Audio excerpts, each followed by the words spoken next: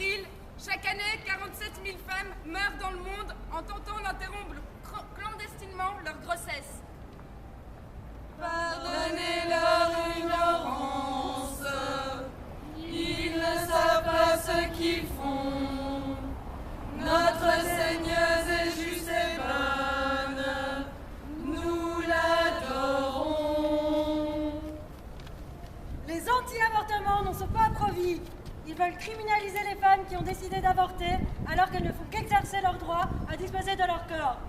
En Belgique aussi, l'avortement est toujours considéré comme un délit dans le code pénal, quand il se pratique en dehors des conditions prévues par la loi de 1990. Pardonnez leur ignorance, ils ne savent pas ce qu'ils font. Notre Seigneuse est juste et bonne, nous l'adorons. Les anti-avortements ne sont pas pro-vie. Ils veulent empêcher les femmes les plus pauvres d'accéder à une IVG dans de bonnes conditions, en renforçant les barrières que seules celles qui savent y mettre le prix peuvent franchir. Le prix d'un avortement à l'étranger peut monter à 1 500 €.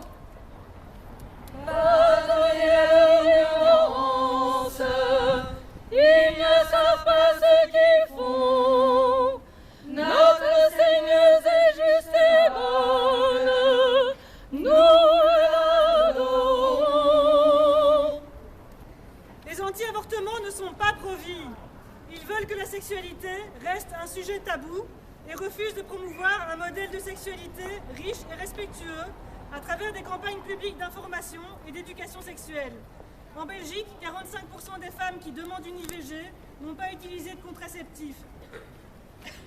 Pardonnez leur ignorance, ils ne savent pas ce qu'ils font. Notre Seigneuse est juste et bonne, nous l'adorons. Les anti-avortements ne sont pas pro-vie. Ils veulent obliger les femmes à devenir mères contre leur volonté, sans se préoccuper de leur garantir des moyens suffisants pour vivre avec leur enfant. En Belgique, ce sont les femmes, et en particulier les mères célibataires, qui courent un plus grand risque de pauvreté. 38% de familles monoparentales vivent sous le seuil de pauvreté. Pardonnez leur ignorance, ils ne savent pas ce qu'ils font. Notre Seigneuse est juste et bonne, nous l'adorons. Les anti-avortements ne sont pas pro-vie.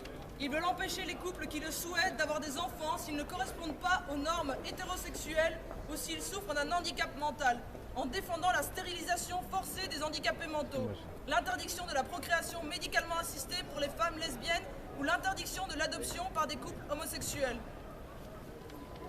Pardonnez leur ignorance, ils ne savent pas ce qu'ils font. Notre Seigneuse est juste et bonne, nous l'adorons. Le féminisme est pro-vie parce que sa raison d'être est la construction d'une société plus juste et libre.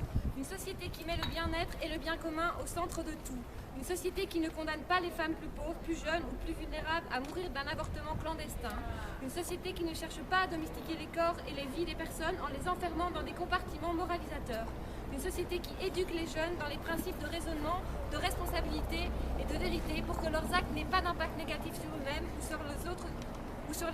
Une société qui inclut, soigne et respecte vraiment les personnes souffrant d'un handicap. Une société qui accepte la liberté de tous et toutes à décider de ses sentiments et de ses désirs. Mais les discours de droite, anti-choix, prohibitifs et répressifs gagnent du terrain. De nouvelles attaques s'approchent. Sortons dans les rues, reprenons possession de ce qui nous appartient et passons à l'offensive. Demain, nous nous retrouvons à 14h à la place Poulart face au palais de justice pour défendre le droit à l'avortement et à la contraception libre et gratuite. Et pour crier haut et fort que oui, Le féminisme maintenant et toujours